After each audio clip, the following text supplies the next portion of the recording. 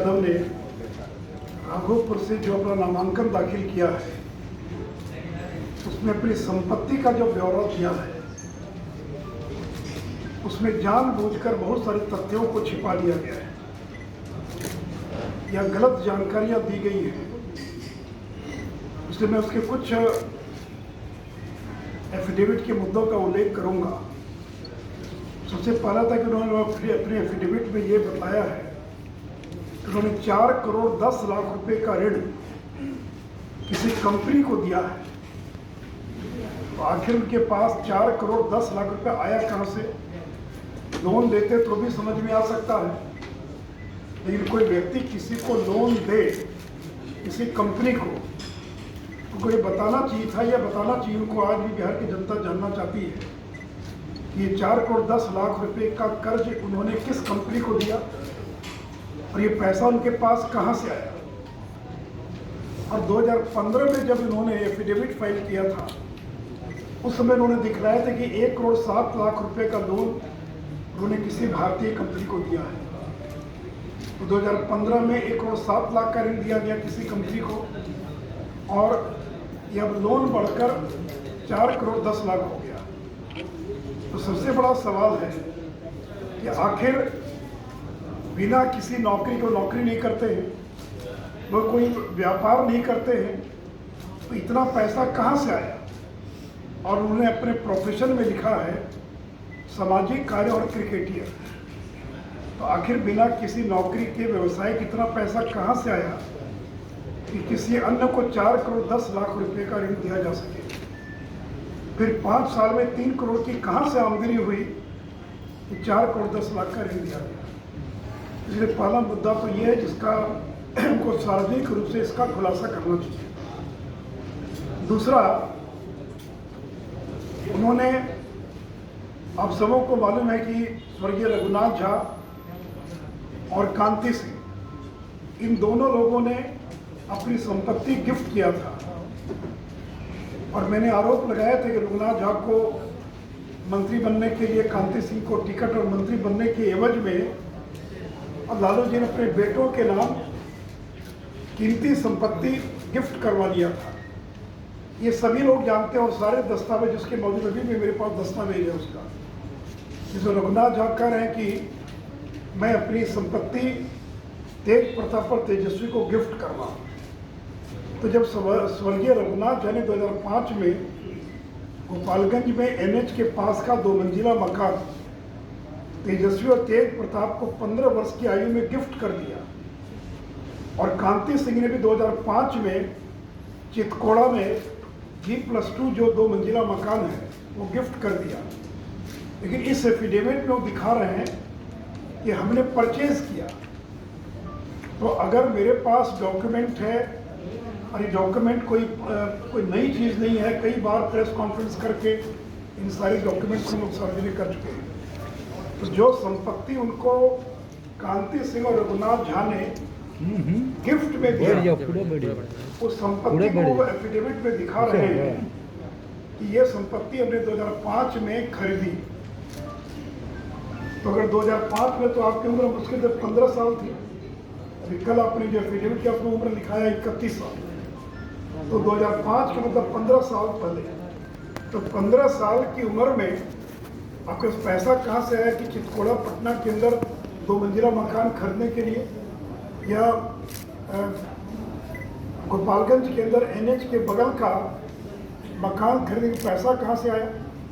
जबकि gifted property है और मेरे पास उसका गिफ्ट डीड है जो डीड किया गया, उसका ये कागज है मेरे पास।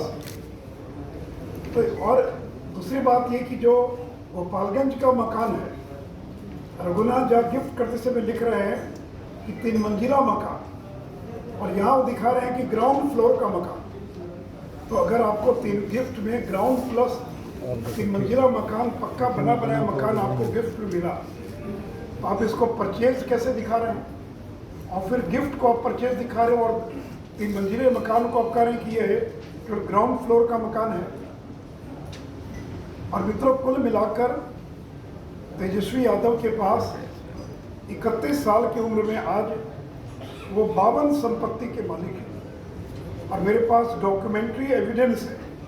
और ये कोई नया एविडेंस सारे पुराने पत्रकार जानते हैं कि इन सारी चीज़ों को हम लोग पहले भी एक्सपोज कर चुके हैं।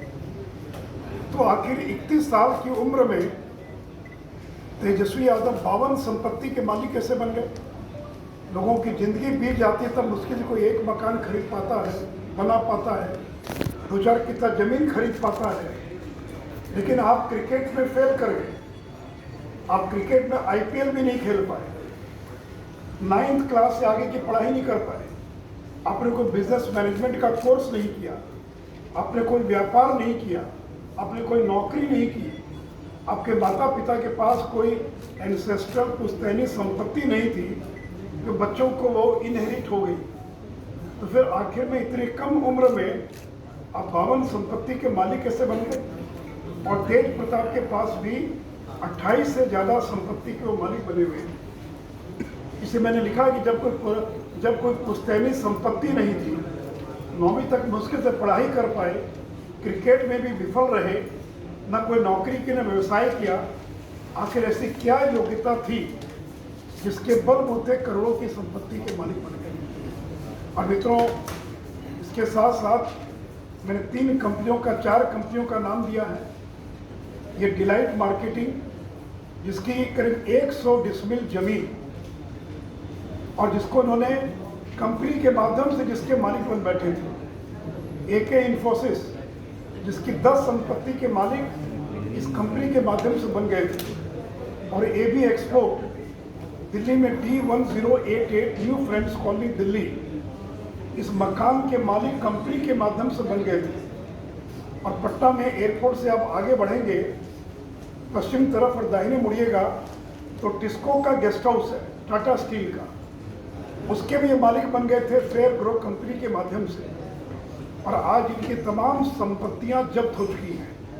या तो CBI ने जब्त कर लिया, या इनकम टैक्स ने जब्त कर लिया, या ED ने जब्त कर लिया है। और इतना ही नहीं, ये IRCTC घोटाला, हम जिस होटल में बैठे हुए इसी होटल से जुड़ा ये मामला है। तो IRCTC घोटाले में ये चार्जशीटेड है, और केवल चार्जशीटेड ही नहीं है बल्कि ट्रायल प्रारंभ होने वाला है।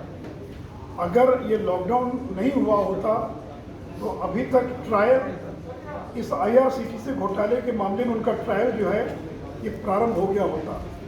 और भ्रष्टाचार से जुड़े इस मामले पर वो बेल पर हैं, जिससे लालू यादव को जेल हुई है भ्रष्टाचार के मामले में। तेजस्वी यादव बच नहीं पाएंगे, उनको लंबे समय तक जेल में रहना पड़ेगा, इतना फुल प्रूफ ये मामला है।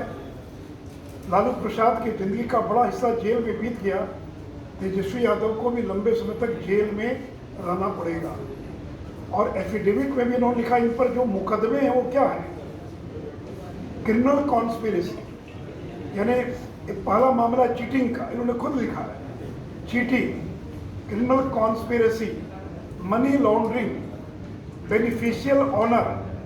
बेनिफिशियल ऑनर का मतलब ये होता है कि संपत्ति किसी और के नाम पर है, फिर असली मालिक मैं हूँ। तो उन्होंने अपने एफिडेविट में भी इसका जिक्र किया है कि मेरे पर जो केसेस हैं, चीटिंग, धोखाधड़ी, आपराधिक षड्यंत्र, मनी लॉन्ड्रिंग और बेनिफिशियल ऑनर, संपत्ति स्वयं के प्रति दूसरे के नाम से प्रदर्शित है। इसलिए मित्रों, एक तो इन्होंने अपने एफिडेविट में इन बातों को छिपाया है, गलत जानकारियां दी हैं, और साथ ही साथ इन्होंने गलत तथ्यों को जो है लोगों के सामने रखा है। ऐसे मित्रों, बिहार का नौजवान जानना चाहता है, आप जिस नौजवान की बात करें वो नौजवान आपसे जानना चाहता है कि आपने इतना धन कैसे अर्जित किया। बिहार का नौजवान जानना चाहता है कि आपने अपनी बेरोजगारी कैसे दूर की।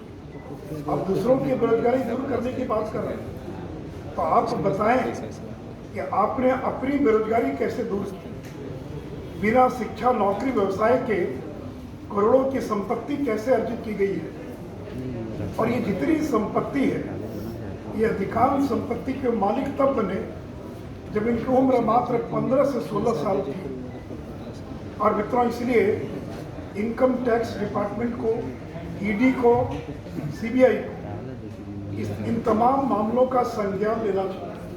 आपको मालूम है कि कोई व्यक्ति अगर गलत एफिडेविट फाइल करता है तो इनकम टैक्स विभाग उन सारे एफिडेविट्स की जांच करता है। इसलिए इनकम टैक्स डिपार्टमेंट को और ईडी को इस तमाम चीज़ों का संज्ञान लेना चाहिए। मित्रों, इस चुनाव के अंदर भ्रष्टाचार भी एक बड़ा मुद्दा बनेगा। इसलिए इस चुनाव में लालू परिवार का भ्रष्टाचार बनाम नरेंद्र मोदी नीतीश कुमार की स्वच्छ छवि, ये एक चुनाव का बड़ा मुद्दा बनने जा रहा है। हम हर सभा में सवाल पूछेंगे, आखिर इतनी संपत्ति कहाँ से आई? लालू जी जेल में क्यों है? इतनी कम उम्र में इतनी संपत्ति के मालिक कैसे बन गए? आप पर चीटिंग, क्रिमिनल कॉन्स्पिरेसी से लेकर तमाम मुकदमे चल रहे हैं। इसलिए ये चुनाव लालू परिवार का भ्रष्टाचार बनाम नरेंद्र मोदी नीतीश कुमार की स्वच्छ छवि के बीच का चुनाव होगा और इसको भी हम एक चुनाव का बड़ा मुद्दा बनाएंगे। एक चीज़ और मित्रों, इस एफिडेविट के अंदर एक कॉलम है कि आपका किसी पार्टनरशिप फर्म में आप और पार्टनर हैं क्या, या किसी कंपनी में आप शेयर होल्डर हैं क्या। तो मैंने जिन कंपनियों का जिक्र किया, जिन कंपनियों के माध्यम से मालिक बन गए, उन कंपनियों के शेयर होल्डर थे और आज आप उसमें नील दिखा रहे हैं। पार्टनरशिप फर्म में पार्टनर प्राइवेट कंपनी जिसमें शेयर को वो नहीं दर्शाया गया। इसलिए मित्रों, और इन्होंने जब पूछा जाता है कि आपका पेशा क्या है, तो बड़े भाई ने लिखा पेशे के अंदर बिजनेस। मैं तो तेज प्रताप को धन्यवाद देना चाहूँगा कि काफ़ी ईमानदारी से लिखा कि मैं बिजनेस करता हूँ और सोशल वर्क। लेकिन तेज प्रताप ने अपने प्रोफेशन में लिखा है सोशल वर्क और क्रिकेटियर। मुझे नहीं मालूम कि पिछले 7-8 साल में कभी उन्होंने क्रिकेट खेला है या क्रिकेट खेलते हैं, तो लिख रहे हैं सामाजिक कार्य और क्रिकेटियर।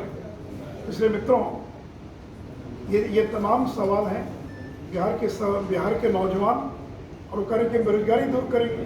तो बताइए ना भाई कि बिना पढ़े लिखे, बिना शिक्षा के, बिना व्यवसाय के, बिना नौकरी किए ये अरबों की संपत्ति के मालिक कैसे बन गए?